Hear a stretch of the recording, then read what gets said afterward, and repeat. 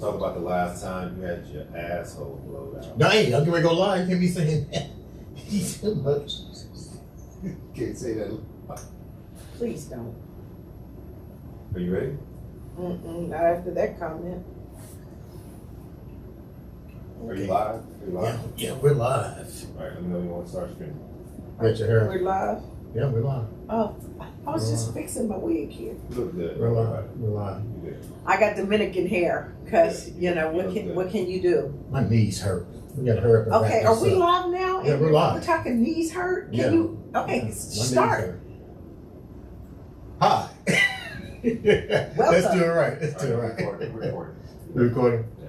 Hi, welcome to another live episode of the Andre the Beast Crayton Show with my co-host, the Branthopist herself, Yolanda M. Smith, back from the DR.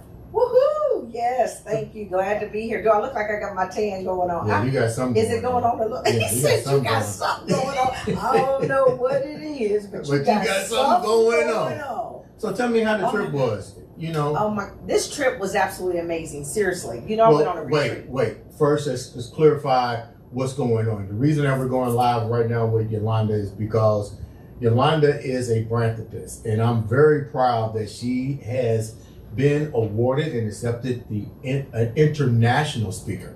So she was invited to go to the Dominican to speak internationally. Take it from there. Okay, you're kind of right, but kind of not. Okay, so because I don't want nobody to say I'm on here posing. So I spoke internationally in Paris in March. Okay. But the Dominican trip was actually a retreat under one of my mentors and coaches, Spectacular Smith, who I also call my godson. So if you don't know who Spectacular Smith is, Googling, but I've seen it on Facebook. he used to be the lead singer in Pretty Ricky, or one of the singers. I don't know if he was lead or not. He used to wear a towel. I told him the other day, I said, I couldn't watch that. I had to turn that off. I cannot visualize you that way as my godson. But apparently he used to be on stage with a towel on and doing his thing. So, but we went to a retreat, and it was a great retreat because he has created quite the community of entrepreneurs. His mission is to build 1 million millionaires. I mean, literally. Create. Can I get Pretty Ricky's number? You know what? That's what I'm talking about. Come on the speedboat, baby. Come on the speedboat. Yeah. So we went there, and it was really 2.5 intense days of retreating, and then I spent a couple days just debriefing with myself, relaxing, exhaling, you know, that sort of thing. Just trying. Kind of like what? The relaxing? Yes, I actually spent a day on the beach. I had a beach massage. I got henna. What does that mean? Because I don't think people know what that means. What relaxing means? No, that henna. Henna. It's a temporary tattoo, which is very significant, I think, in the, I hope I don't mess this up, but the Indian and Hindu culture. Right. They do a lot of henna, especially for ceremonial type things and weddings and stuff like that. I know about that. Okay, I bet you do. I ain't gonna even ask how, but I bet you do. Anyway, so yeah, so I got a henna and did some things, but what was really profound is that this man is super selfless. I mean, he bought a lot of his very successful entrepreneurs to the mastermind to be able to give us knowledge, allow us to ask questions, and really, you know, have an opportunity to be around people and learn from people that we aspire to be like, you know. And when I say be like, maybe not so much in their mannerisms, but one of the things that was interesting, you'll appreciate this, is that everybody that he brought to the table had a sense of faith and a belief. Like-minded individuals. But it wasn't about chasing the dollar. And this is what I tell my clients, and this is what we talk about often. So many people get hung up literally on the money and want to chase the money. But if you chase your purpose, if you don't have to chase it, live in it. Don't chase it. Let your purpose chase you. But if you can live in your purpose, live in the passion of the things that really drive you, so that you can contribute to humanity in a way that would help others, the money flows. The money comes. It's funny you said that, because on a couple of upcoming podcasts, people are actually demonstrating that not chasing the money, but chasing their purpose. Correct. Yeah, we did some podcasts for the season, and we've met some very significant people that believe in that. But one of the things that we even talked about it at a podcast that you guys went live earlier today, as a matter of fact. If you caught the live podcast, so go to the Andre the Beast Crayton show, which is where you're seeing this from. Right. I will share it to my link too. But there was a podcast with Earl Campbell's son, Tyler Campbell, and Tyler is doing a lot around motivation and inspiration, and really that was probably one of the most inspirational podcasts. It was a good one. It was a good one. In a while. I mean, I could resonate with him very well. We had a lot of synergies in terms of and alignment in terms of how we teach, but he said something that was profound, is that he took an opportunity to invest in himself, and he said, I was willing to take a risk on me. How many people do that?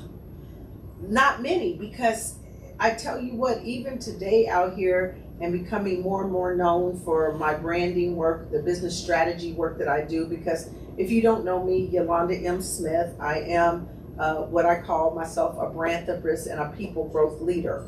I help entrepreneurs stay in business. That's one of the things I really discovered. What do you do? If I had to boil it down in the simplistic way, I help entrepreneurs stay in business. Now, how do you do that? I do that by helping them to understand the power of their personal brand. Or changing their mindset. You know, we do it through mindset. And then also helping them to create solid business strategies and frameworks that can sustain them. Because what happens so often is that they come up with a great idea. And don't follow through. Well, they go straight to tactics. They don't have a strategy. Oh no! Wait a minute. See what I'm saying? Go back to that. That falls up under those words we was talking about.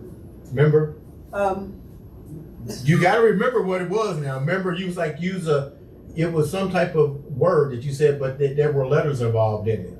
Like some people are more of an A, B. Oh, the bank code. Boom. Yeah. So when you talk about the bank code, well, we'll get to that in a minute. But the bank code, that's fascinating. I got you going. That's fascinating. No, but that's fascinating too.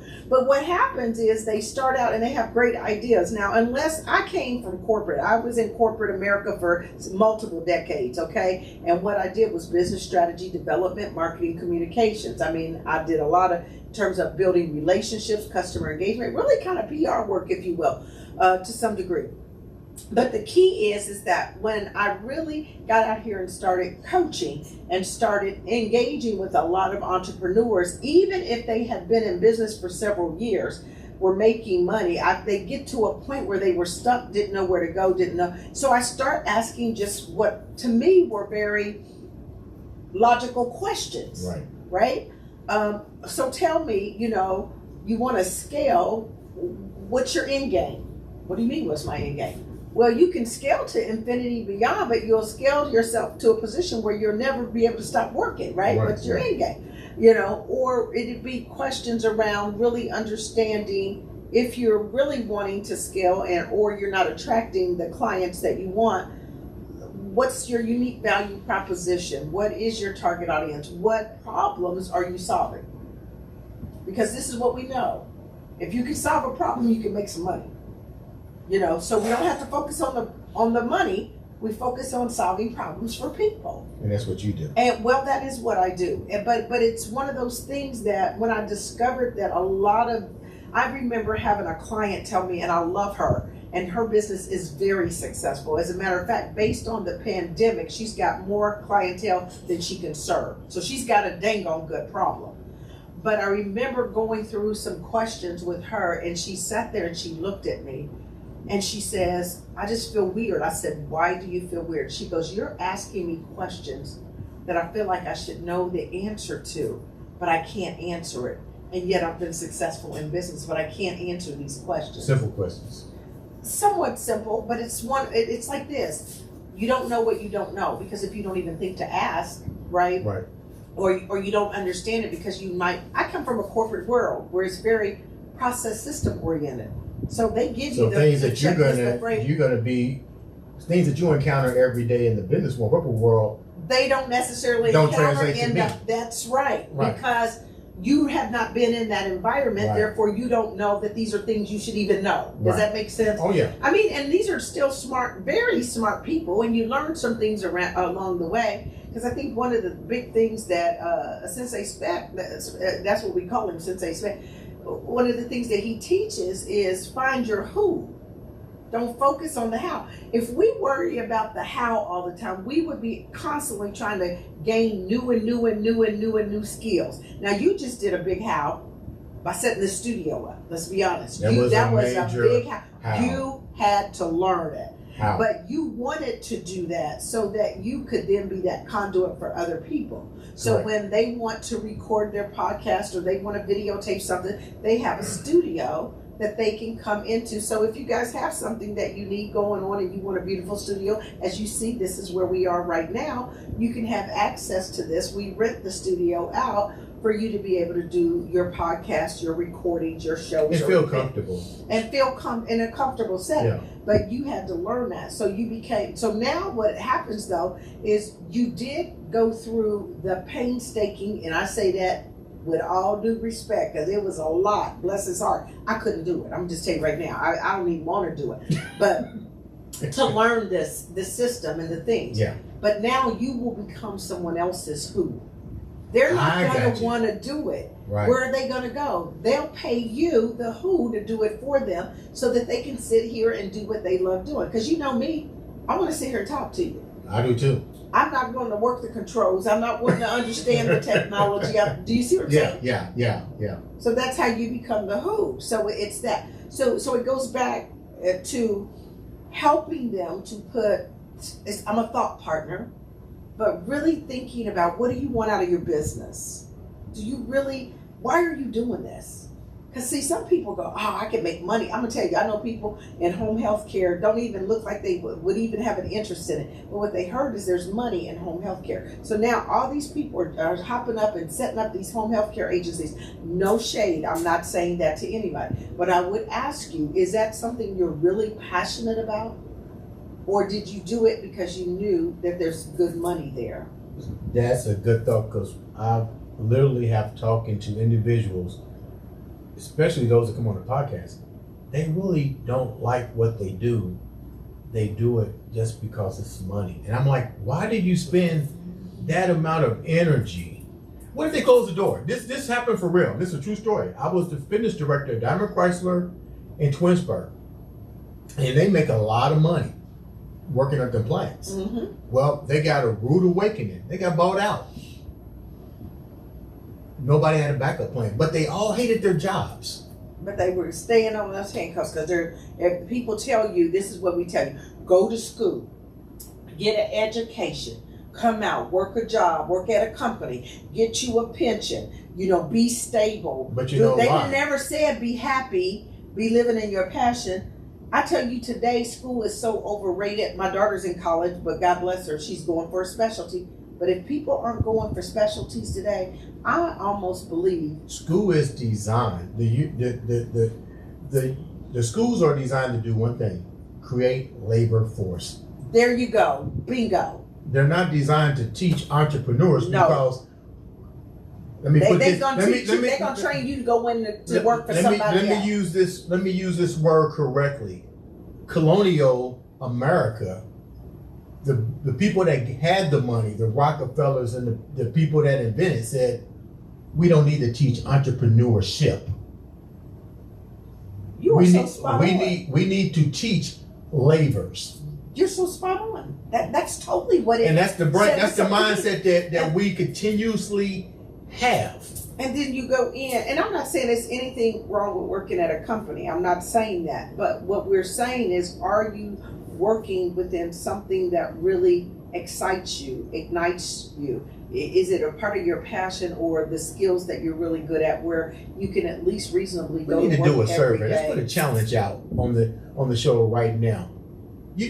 How many people really are excited about what they do, and how many people really wish that they would invest in themselves and become so you can't say so this is let's do it this way. Let's rephrase it. We got a 1 and a 2. Okay. If you're truly excited about the work that you do, do a 1. do a 1. if you really feel like you're doing it to just provide for your family, it's a means to an end, and you're not that thrilled about it, put a 2. Well, what's 3? And then 3 would be if you want to explore entrepreneurship and you're willing to invest in yourself, put a 3. Okay. So then you can say, okay, I might be here, but I want to transition out of this because I see that there's... And you don't have to give an explanation because some people don't want to be judged. No, we're not doing that, but it'd just be amazing to see really how many people out there do not like their jobs. And I can just tell you pure facts. I went to Eli Lilly and Company in 2008. No, 2007. 7 or... You went to Eli Lilly 2007. I researched your background. What the hell? I researched you before you came on here. 7 or 8. Okay, anyway, I worked there for 15 years. I left in January, so do the math, whatever. So anyway, but when I got there, this is what was interesting. I don't know who I am, but for some reason, people like to tell me everything. I'm kind of one of those people, you feel comfortable, you can just... I guess I want you to be authentic and be yourself, right? Do you know, I probably was at that company for less than 6 months, and I had so many people tell me how much they hated their job. They grumbled, they moaned, they complained. And I was just sitting there in awe like, why are you still here? What are you still doing? But didn't that negative energy kind of like... Well, you have to watch what you allow in your spirit. Okay. And then what I was able to do is sort of separate myself from that. Okay. Because, admittedly, for the first 8 years, I had an excellent career there. I cannot speak highly enough about it. You know what I mean? For the first 8 or so years. But the point I'm making is that so many people, just because they were told it was a good job, it was a stable company, even though you were miserable doing what you were doing, you got a pension, you felt like you were just, we called it the golden handcuffs in a way, but you were handcuffed to stay there in that misery just because it was a good, everybody said it was a good job. And people like the title, Eli Lilly. That was crazy to me. That's just crazy to me. General Motors, Ford, Chrysler. I guess. You know what? I'm a work where I'm happy. And if you look at my resume will tell you over the course of my career I had many jobs. But people, I didn't subscribe to that crap. But people don't understand, like the last couple of podcasts I was solo because I know you was doing your thing, and people was like, well, where's Yolanda? And I say Yolanda is a branthropist first and foremost. Yeah. She's definitely my co-host, my backbone, but the bottom line is she's here to preach how to be successful at your brand, and she's out there doing it. So a lot of people, when they don't see what you have to do to keep your craft where it is today. Yeah. I do a lot of investing in myself. I mean, I won't make any bones about it. Not all of them have been great investments. I have lost. Some people will promise you can do things. They can do things that they cannot do. And this is what I would tell the audience. When you're looking for a coach, look for what they've actually done, not what they've learned. That's a big difference. I can sit here and tell you that I do exactly what I teach, and it has served me well. You know what I mean? You just said something that was real crucial too. You've made bad investments. I think when people make one bad investment, they stop. I'm not doing it no more. Yeah, that's a good point. And then you got to something else people don't understand too. And I do this periodically. I shake my tree from social media all the way down, and I do that for positive energy. And I realize everybody can't be in my corner.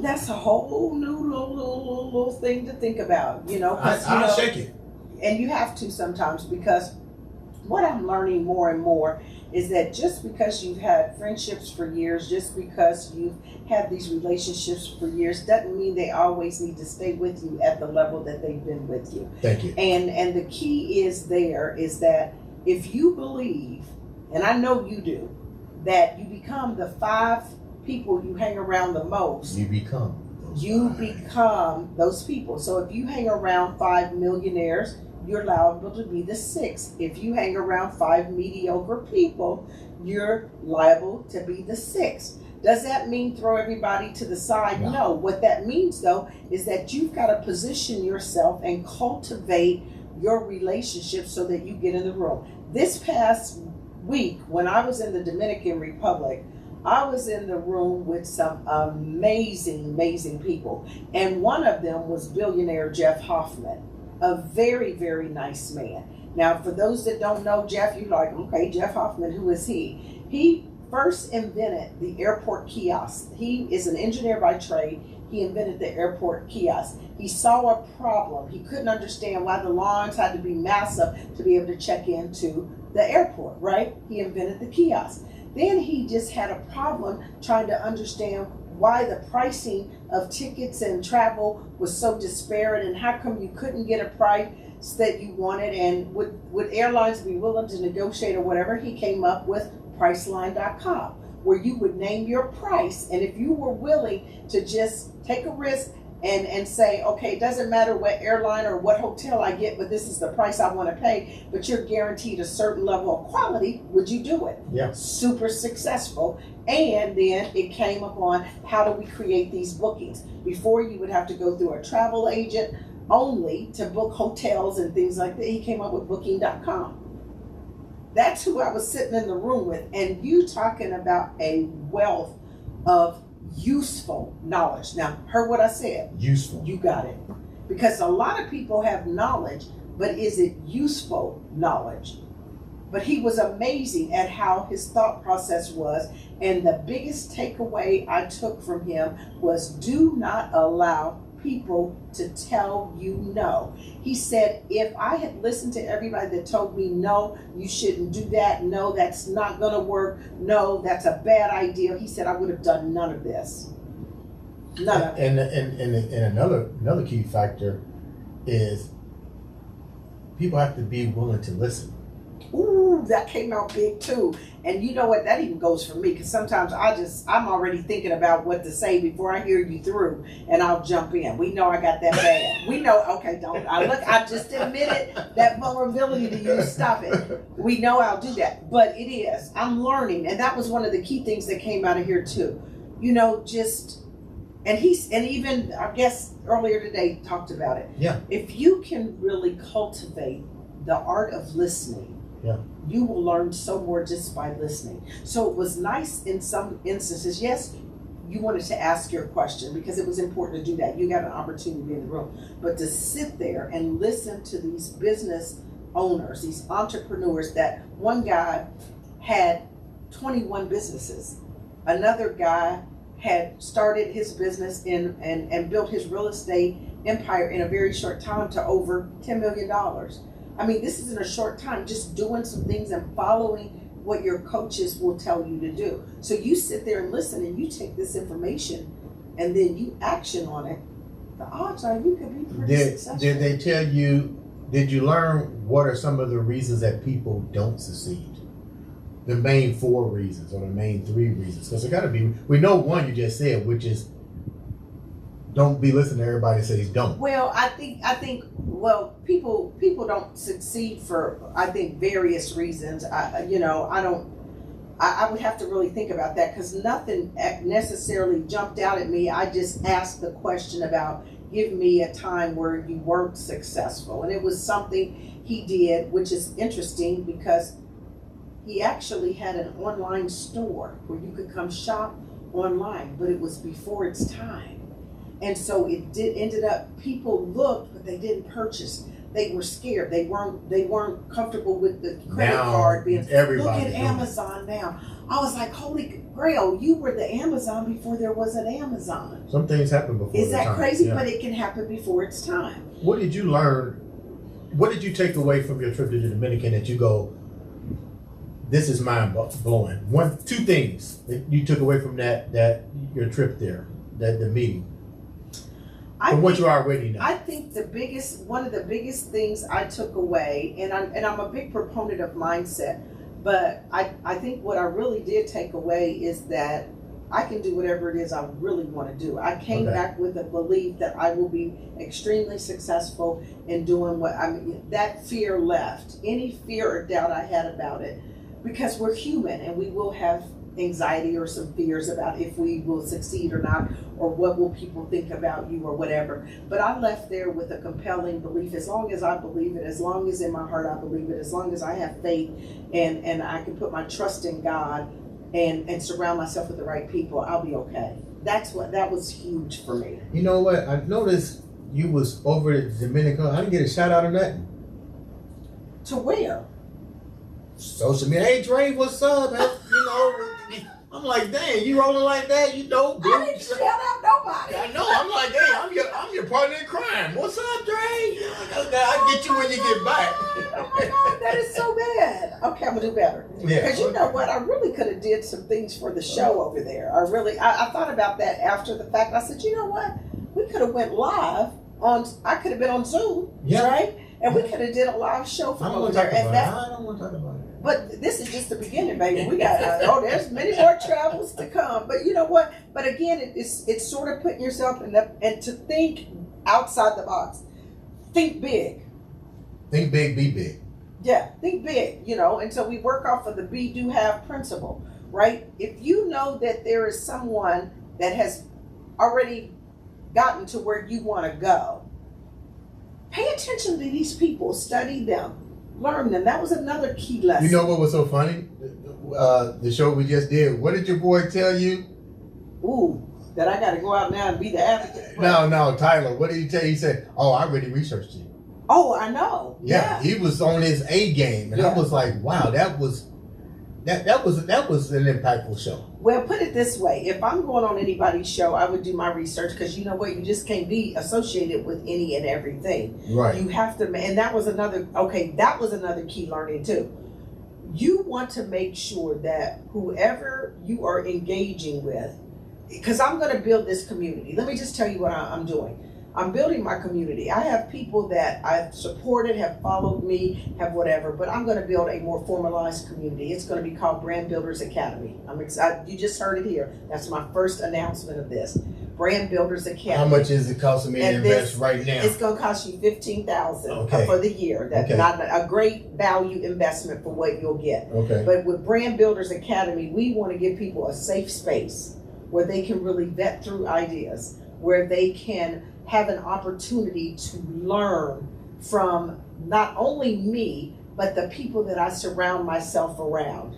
That's some key stuff. That's some key. Imagine sitting there and I give a session where I bring in the guru of social media, Spectacular Smith, and he sits there and trains you for an hour. You know, or I have the opportunity to bring in other people, because I build relationships to really show you what today we might want to talk about from the business standpoint, finances. We might want to talk about social media one day. We might want to talk about operations. 100% I got a bad girl, Spectacular's partner, Jamie DeSosa. She is bad to the bone. I'm talking about she is an integrator on steroids.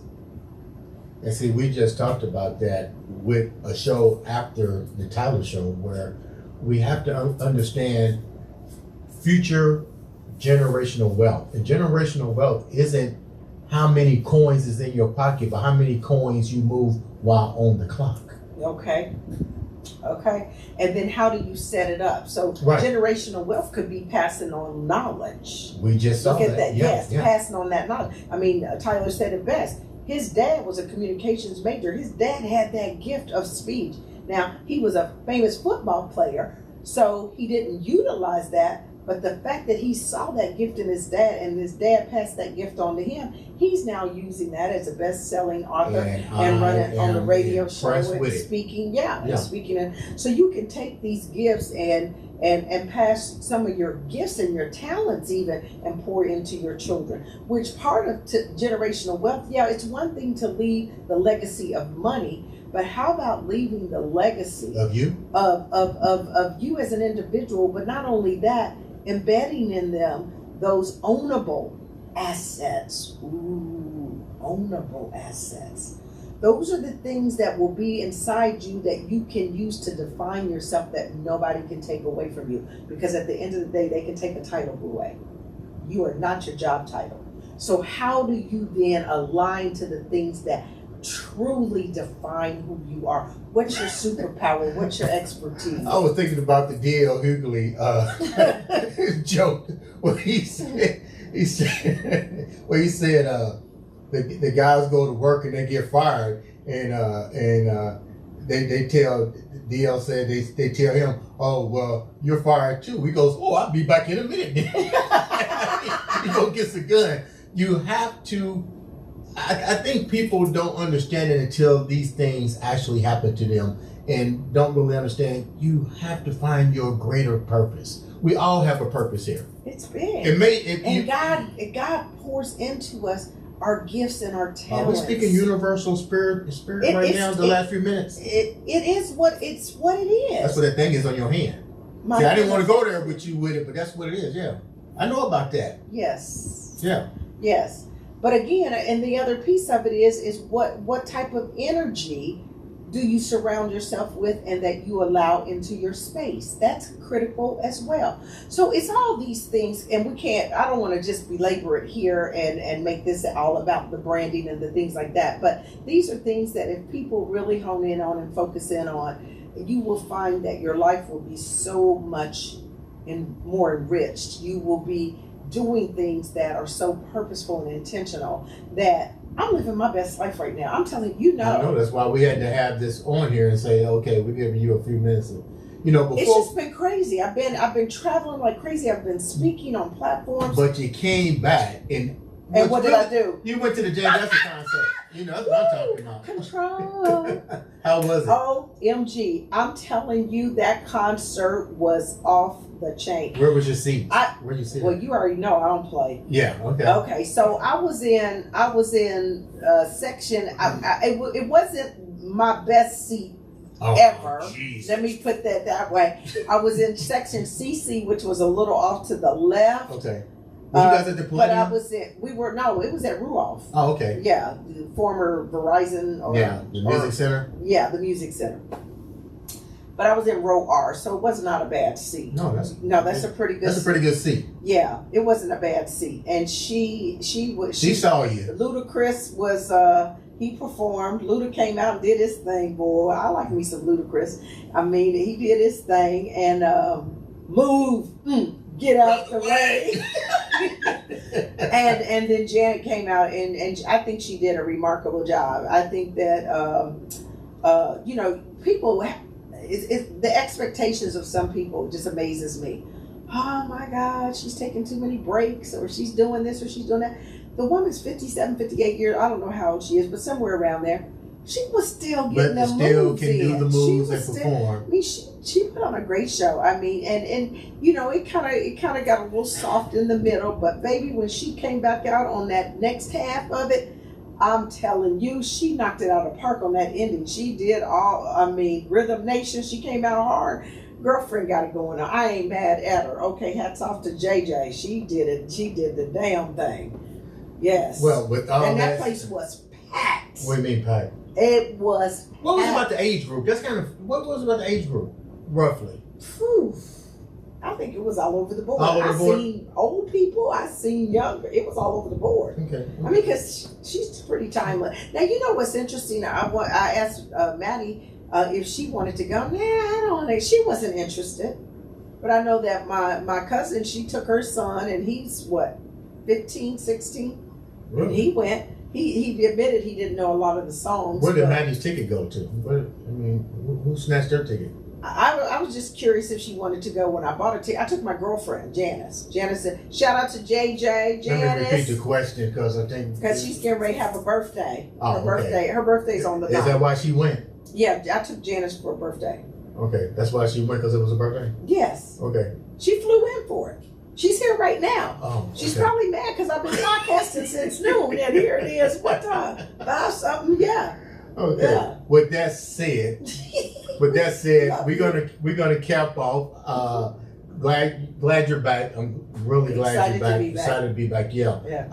Ladies and gentlemen, this has been another exciting episode of the Andre the Beast. Guys, enjoy your weekend. Enjoy the weekend. Yeah. Safe barbecue. The whole 9 yards. Yes. This has been the Andre the Beast. Crayton.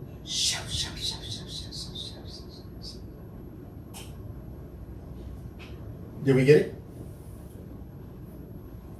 Did we get it? Yeah. Okay. I mean, y'all talked about a lot of shit in that little short period of time. What did you do? You was writing stuff I down? was taking notes on keywords that you guys talked about, and you guys mentioned a lot of stuff. Are you serious? Yeah. Oh my God, let me see